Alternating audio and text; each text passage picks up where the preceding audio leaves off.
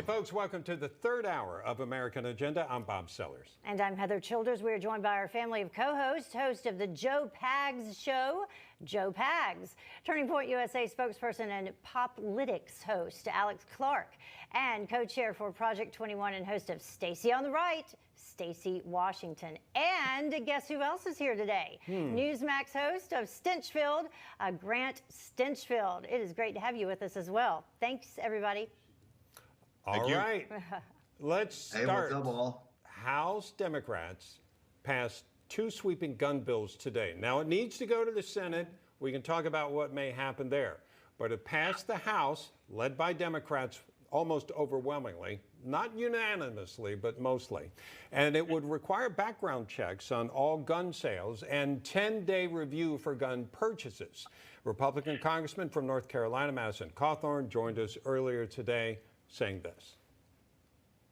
But when you start to dig down into these bills, which is why I'm so disgusted by the way the Democrats have been pushing these bills through Congress without giving people enough time to really read them for the American people to understand them, you start to realize that, one, neither of these bills would stop either of the horrific shootings that happened that they're saying they want to stop, specifically the one that happened in Charleston. Two, if the FBI was ever to become weaponized or the DOJ was ever to become weaponized by a political party or an administrative branch. All right, let's bring in Grant to start with you, Grant, and get your opinion of how you feel about this. And I'm guessing that the way the Democrats are going to play this is the longer waiting time is smart. It might prevent things like the Dylann Roof situation. And they're going to explain these. They do have some Republican votes. So I wanted to get your response to the problems you have with the bill. Let me tell you something. When you lengthen the amount of time that you can get a gun that is your constitutional right because the government can't do its job, that is taking rights away from citizens. The Democrats have to get it into their minds that the Second Amendment is real and it's part of the United States Constitution. It is not a privilege. It's not like a driver's license. It is an absolute right. So what is happening right now in Congress, we expected it to happen. My assessment is the 50-50 split in the Senate will hold the line and this will not go through. But this is making what they ultimately want transparent. They want a gun grab. Both of these bills are designed to take away your Second Amendment right and ultimately make it very, very hard for you to exercise that right. Yeah, Stacey, I know you're a big proponent of the Second Amendment. I am, and I'm concerned from the perspective of being a woman. A lot of the stories that you read about women who've been stalked or are in an abusive relationship that they try to end, the first thing that they are recommended to do is, of course, seek shelter elsewhere or to arm themselves if they've already left to protect themselves, because just knowing that the potential victim is armed is a deterrent. These kinds of these waiting times are absolutely ludicrous in that situation. A woman might find out that her spouse is out of prison or has been released from some treatment facility and she needs protection immediately, and a 20-day wait is just not going to do it for her. So this goes against women Democrats say they support. Yeah, 20 days, they want to lift it up to that point. Joe, your feeling about this. Now, there's some states, maybe this should just be left to the states, but there's some states where there are holding periods, for instance, 14, 15 days, that sort of thing. So this does exist in some areas.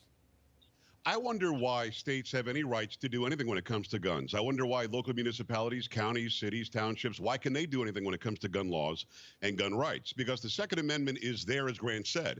It's easy to read, shall not be infringed. The 10th Amendment comes after the Second Amendment. The 10th Amendment says basically, whatever we didn't cover up till now, you guys can do whatever you want on the state level. Why is there any diversity in what states can do, cities can do, counties can do, towns can do?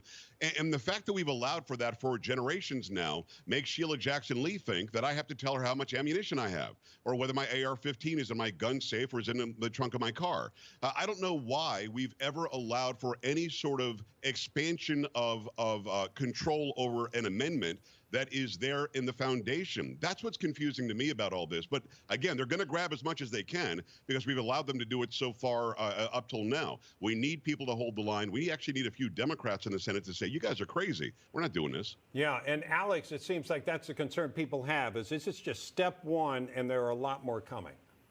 Oh, that's always how it goes. You give the Democrats an inch, they go a mile. We know this. It's tried and true.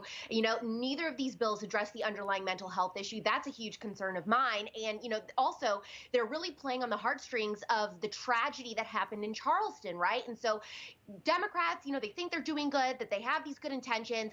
People believe it. They read the headlines. They think, oh, you know, I would never want to endure a tragedy like that again, of course. So they think that this legislation is a good thing, but it never is. And I believe that the Charleston shooter was actually able to get his gun due to a paperwork error, I believe. It wasn't a loophole or something. You know, it was the FBI, I believe, who screwed up a lot of the Charleston situation, you know, the government. So now we're going to give them more control.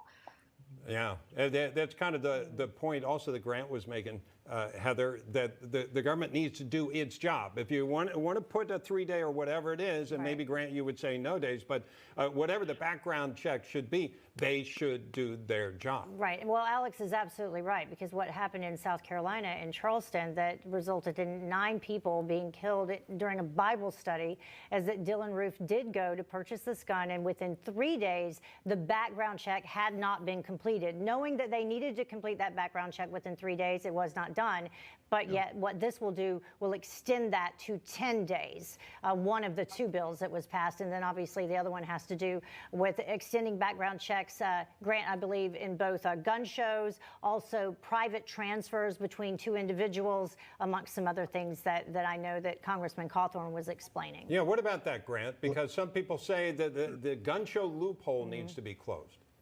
Well, one, I used to hold a federal firearms license. I gave it up a couple years ago. I can tell you this, 99.9% of the gun transfers at gun shows go through a federal firearms license holder, a gun dealer, that background checks are done. And the bottom line is here, and everybody knows it, these criminals out there committing crimes, murdering people, holding people up, are not getting their guns at a gun show. They're not going into Cabela's or Bass Pro Shops and buying their guns there. They're stealing them out of cars. One of the most eye-opening investigations I ever saw was out of Indianapolis, a local TV station. God bless them. They went and interviewed criminals in prison, asking them where did they get their guns they used to commit crimes. All of them said they either stole them or they bought them on the black market on the street. And so now if I want to loan you, Bob, a gun to go to the range because you like my SIG P365, well, they want to make us criminals. So this is what the Democrats do. They're going to make law-abiding citizens into criminals. And just go figure. It happens to be all of us conservatives,